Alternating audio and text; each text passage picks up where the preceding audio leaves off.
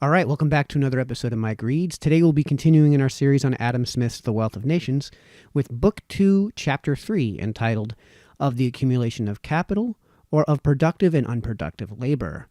And we should be able to do this chapter in 2 reads, so this first read is going to be probably a little bit long, but without further ado.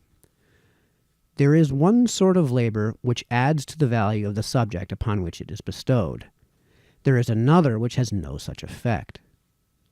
The former, as it produces a value, may be called productive, the latter unproductive labor.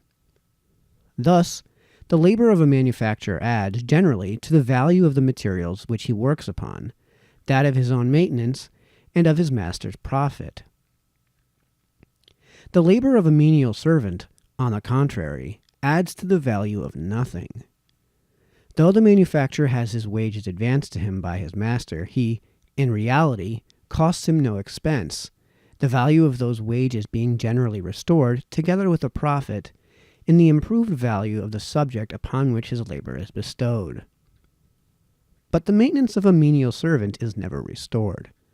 A man grows rich by employing a multitude of manufacturers. He goes poor by maintaining a multitude of menial servants.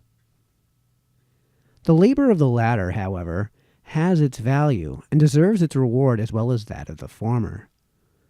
But the labor of the manufacturer fixes and realizes itself in some particular subject or vendible commodity, which lasts for some time at least after the labor is past.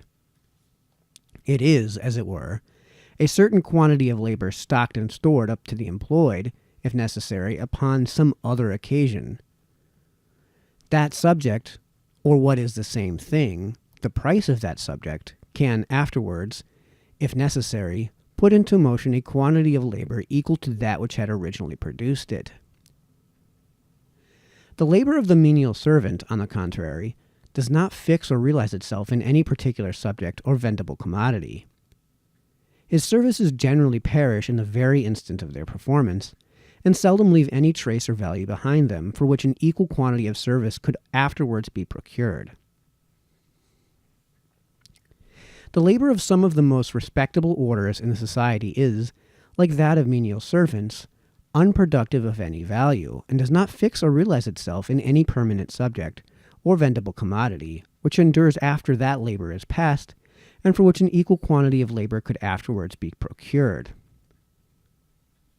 The sovereign, for example, with all the officers both of justice and war who serve under him, the whole army and navy, are unproductive laborers. They are the servants of the public, and are maintained by a part of the annual produce of the industry of other people. Their service, how honorable, how useful, or how necessary soever, produces nothing for which an equal quantity of service can afterwards be procured. The protection, security, and defense of the Commonwealth, the effect of their labor this year, will not purchase its protection, security, and defense for the year to come. In the same class must be ranked some both of the gravest and most important, and some of the most frivolous professions: churchmen, lawyers, physicians, men of letters of all kinds, players, buffoons, musicians, opera singers, opera dancers, etc. The labor of the meanest of these has a certain value, regulated by the very same principles which regulate that of every other sort of labor, and that of the noblest and most useful produces nothing which could afterwards purchase or procure an equal quantity of labor. Like the declamation of the actor, the harangue of the orator, or the tune of the musician, the work of all of them perishes in the very instant of its production. Both productive and unproductive laborers, and those who do not labor at all, are all equally maintained by the annual produce of the land and labor of the country. This produce, how great soever, can never be infinite, but must have certain limits. According, therefore, as a smaller or greater proportion of it is in any one year employed in maintaining unproductive hands, the more in the one case and the less in the other will remain for the productive, and the next year's produce will be greater or smaller accordingly. The whole annual produce, if we expect the spontaneous productions of the earth, being the effect of the productive labor. Though the whole annual produce of the land and labor of every country is, no doubt, ultimately destined for supplying the consumption of its inhabitants, and for procuring a revenue to them, yet when it first comes either from the ground or from the hands of the productive laborers, it naturally divides itself into two parts. One of them, and frequently the largest, is, in the first place, destined for replacing a capital, or for renewing the provisions, materials, and finished work which had been withdrawn from a capital. The other for constituting a revenue either to the owner of this capital as the profit of his stock, or to some other person as the rent of his land. Thus, the produce of land, one part replaces the capital of the farmer. Thus, of the produce of land, one part replaces the capital of the farmer, the other pays his profit and the rent of the landlord, and thus constitutes a revenue both to the owner of this capital as the profits of his stock, and to some other person as the rent of his land. Of the produce of a great manufactory, in the same manner, one part, and that always the largest, replaces the capital of the undertaker of the work. The other pays his profit, and thus constitutes a revenue to the owner of this capital. That part of the annual produce of the land and labor of any country which replaces a capital never is immediately employed to maintain any but productive hands. It pays the wages of productive labor only. That which is immediately destined for constituting a revenue either as profit or as rent may maintain indifferently either productive or unproductive hands. Whatever part of his stock a man employs as capital, he always expects is to be replaced to him with a profit. He employs it, therefore, in maintaining productive hands only, and after having served in the function of a capital to him, it constitutes a revenue to them. Whenever he employs any part of it in maintaining unproductive hands of any kind, that part is, from that moment, withdrawn from his capital and placed in his stock reserved for immediate consumption. Unproductive laborers, and those who do not labor at all, are all maintained by revenue, either, first, by that part of the annual produce which is originally destined for constituting a revenue to some particular persons, either as the rent of land or as the profits of stock, or, secondly, by that part which, though originally destined for replacing a capital and for maintaining productive laborers only, yet when it comes into their hands, whatever part of it is over and above their necessary subsistence, may be employed in maintaining indifferently either productive or unproductive hands.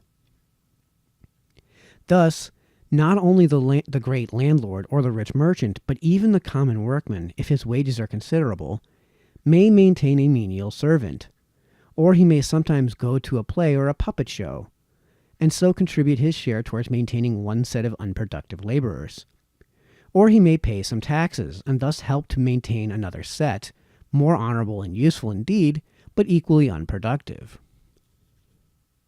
No part of the annual produce, however, which had been originally destined to replace a capital, is ever directed towards maintaining unproductive hands, till after it has put into motion its full complement of productive labor, or all that it could put into motion in the way in which it was employed.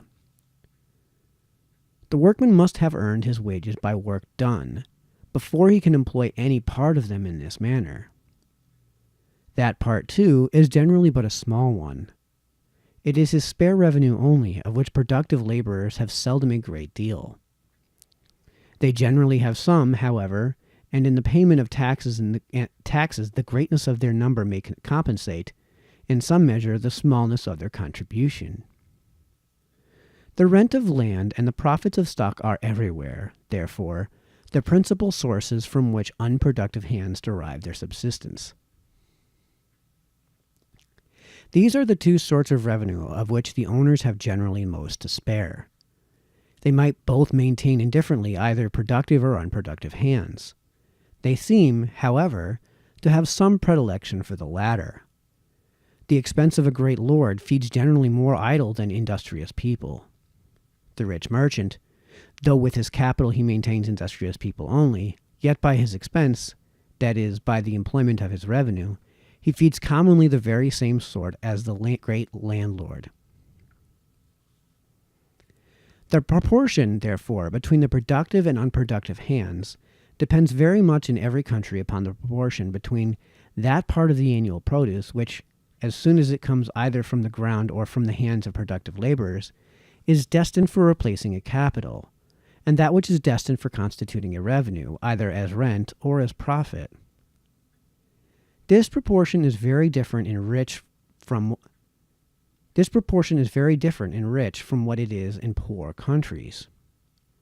Thus, at present, in the opulent countries of Europe, a very large, frequently the largest portion of the produce of the land, is destined for replacing the capital of the rich and independent farmer, the other for paying his profits, and the rent of the landlord.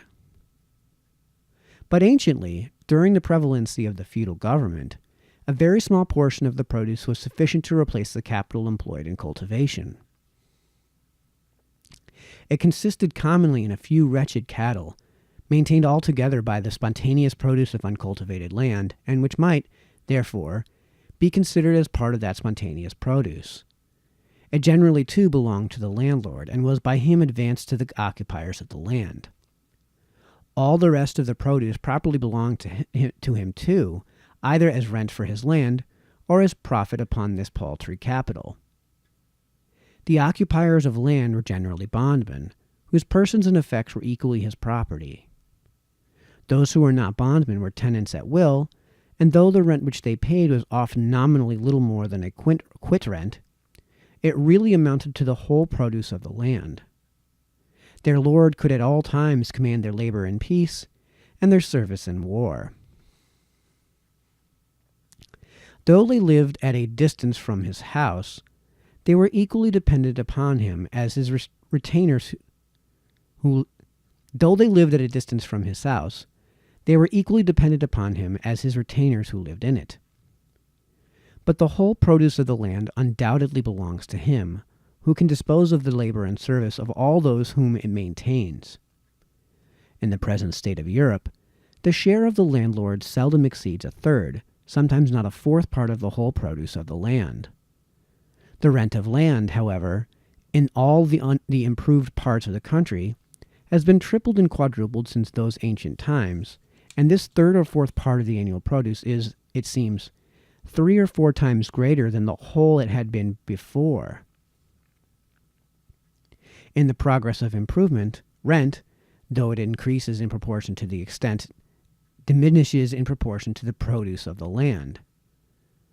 In the opulent countries of Europe, great capitals are at present employed in trade and manufactures.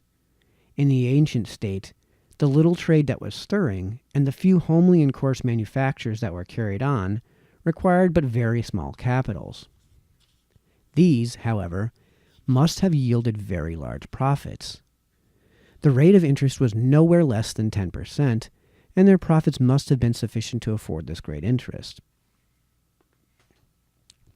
At present, the rate of interest in the improved parts of Europe is nowhere higher than 6%, and in some of the most improved it is so low as 4, 3, and 2%. Though that part of the revenue of the inhabitants which is derived from the profits of stock is always much greater in rich than in poor countries, it is because the stock is much greater. In proportion to the stock, the profits are generally much less. That part of the annual produce, therefore, which, as soon as it comes either from the ground or from the hands of the productive laborers, is destined for replacing a capital, is not only much greater in rich than in poor countries, but bears a much greater proportion to that which is immediately destined for constituting a revenue either as rent or as profit.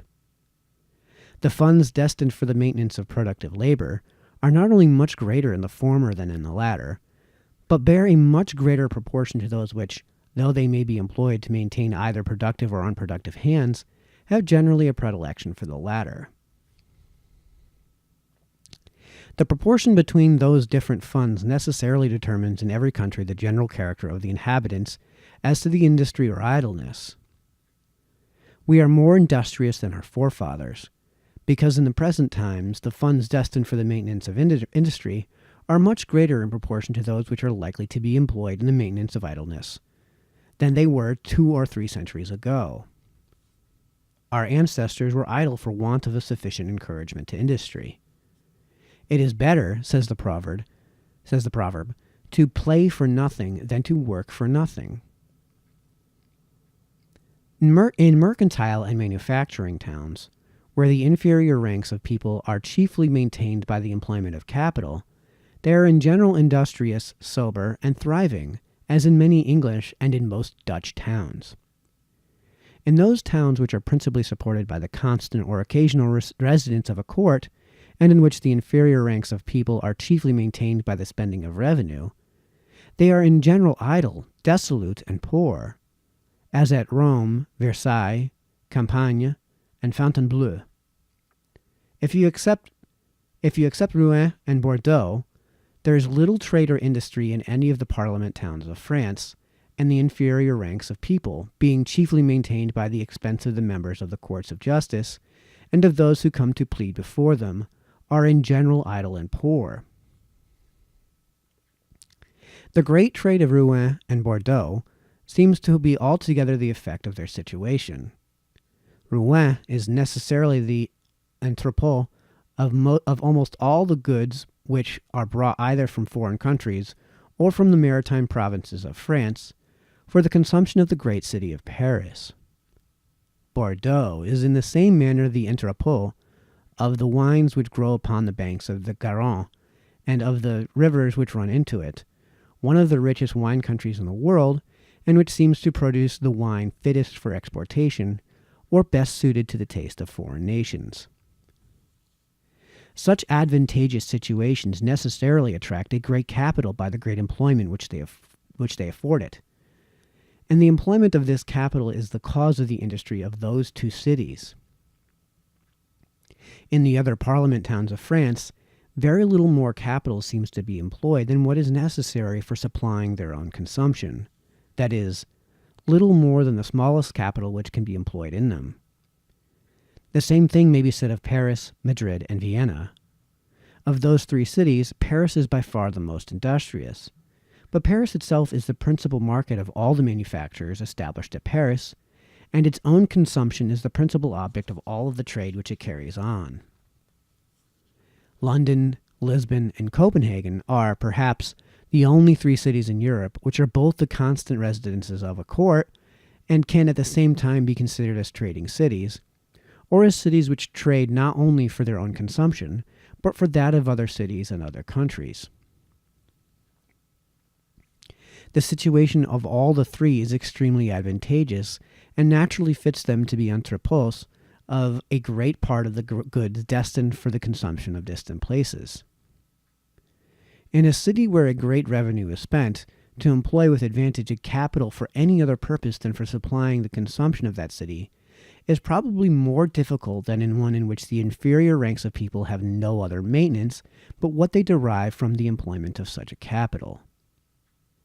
The idleness of the greater part of the people who are maintained by the expense of revenue corrupts, it is probable, the industry of those who ought to be maintained by the employment of capital, and renders it less advantageous to employ a capital there than in other places. There was little trade or industry in Edinburgh before the Union. When the Scotch Parliament was no longer to be assembled in it, when it ceased to be of necessary residence of the principal nobility and gentry of Scotland, it became a city of some trade and industry. It still continues, however, to be the residence of the principal courts of justice in Scotland, of the boards and customs of excise, etc. A considerable revenue, therefore, still continues to be spent in it. In trade and industry it is much inferior to Glasgow, of which the inhabitants are chiefly maintained by the employment of capital. The inhabitants of a large village, it has sometimes been observed, after having made considerable progress in manufactures, have become idle and poor in consequence of a great lord's having taken up his residence in the neighborhood. The proportion between capital and revenue, therefore, seems everywhere to regulate the proportion between industry and idleness. Wherever capital predominates, industry prevails. Wherever revenue, idleness. Every increase or diminution of capital, therefore, naturally tends to increase or diminish the real quantity of industry, the number of productive hands, and consequently, the exchangeable value of the annual produce of the land and labor of the country, the real wealth and revenue of all its inhabitants. Capitals are increased by parsimony and diminished by prodigality and misconduct.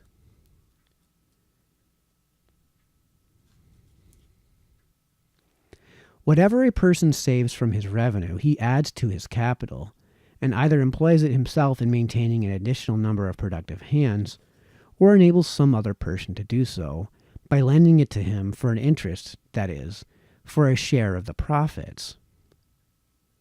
As the capital of an individual can be increased only by what he saves from his annual revenue or his annual gains, so the capital of a society, which is the same with that of all the individuals who compose it, can be increased only in the same manner. Parsimony, and not industry, is the immediate cause of the increase of capital. Industry, indeed, provides a subject which parsimony accumulates. But whatever industry might acquire, if parsimony did not save and store up, the capital would never be the greater. Parsimony, by increasing the fund which is destined for the maintenance of productive hands, tends to increase the number of those hands whose labor adds to the value of subject upon which it is bestowed. It tends, therefore, to increase the exchangeable value of the annual produce of the land and labor of the country. It puts into motion an additional quantity of industry, which gives an additional value to the annual produce. What is annually saved is as regularly consumed as what is annually spent, and nearly in the same time too. But it is consumed by a different set of people. That portion of his revenue which a rich man annually spends is in most cases consumed by idle guests and menial servants, who leave nothing behind them in return for their consumption. The portion which he annually saves, as for the sake of the profit it is immediately employed as capital, is consumed in the same manner, and nearly in the same time too, by a different set of people, by laborers, manufacturers, and artificers, who reproduce with a profit the value of their annual consumption. His revenue, we shall suppose, is paid him in money. Had he spent the whole, the food, the clothing, and lodging, which the whole could have purchased, would have been distributed among the former set of people. By saving a part of it, as that part is for the sake of the profit immediately employed as a capital either by himself or by some other person, the food, clothing, and lodging, which may be purchased with it, are necessarily reserved for the latter. The consumption is the same, but the consumers are different. But what a frugal man annually saves, he not only affords maintenance to an additional number of productive hands for that or the ensuing year, but, like the founder of a public workhouse, he establishes, as it were, a perpetual fund for the maintenance of an equal number in all times to come. The perpetual allotment and destination of this fund, indeed, is not always guarded by any positive law, but by any trust right or deed of mortmain. It is always guarded, however, by a very powerful principle, the plain and evident interest of every individual to whom any share of it shall ever belong. No part of it can ever afterwards be employed to maintain any but productive hands, without an evident loss to the person who thus perverts it from its proper destination. The prodigal perverts it in this manner, but not confining his expense within his income. By not confining his expense within his income, he encroaches upon his capital. Like him who perverts the revenues of some pious foundation to profane purposes, he pays the wages of idleness with those funds which the frugality of his forefathers had, as it were, consecrated to the maintenance of industry. By diminishing the funds destined for the employment of productive labor, he necessarily diminishes, so far as it depends upon him, the quantity of that labor which adds a value to the subject upon which it is bestowed, and, consequently, the value of the annual produce of the land and labor of the whole country, the real wealth of its inhabitants, the real wealth and revenue of its inhabitants. If the prodigality of some was not compensated by the frugality of others, the conduct of every prodigal, by feeding the idle with the bread of the industrious, tends not only to beggar himself, but to impoverish his country. Though the expense of the prodigal should be altogether in home-made, and no part of it in foreign commodities, its effect upon the productive funds of the society would still be the same. Every year there would still be a certain quantity of food and clothing, which ought to have maintained productive, employed in maintaining productive hands. Every year, therefore, there would still be some diminution in what would otherwise have been the value of the annual produce of the land and labor of the country.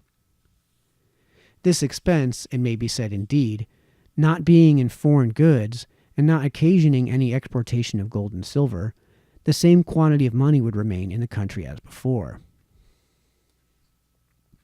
But if the quantity of food and clothing, which were thus consumed by unproductive, had been distributed among productive hands, they would have reproduced, together with a profit, the full value of their consumption.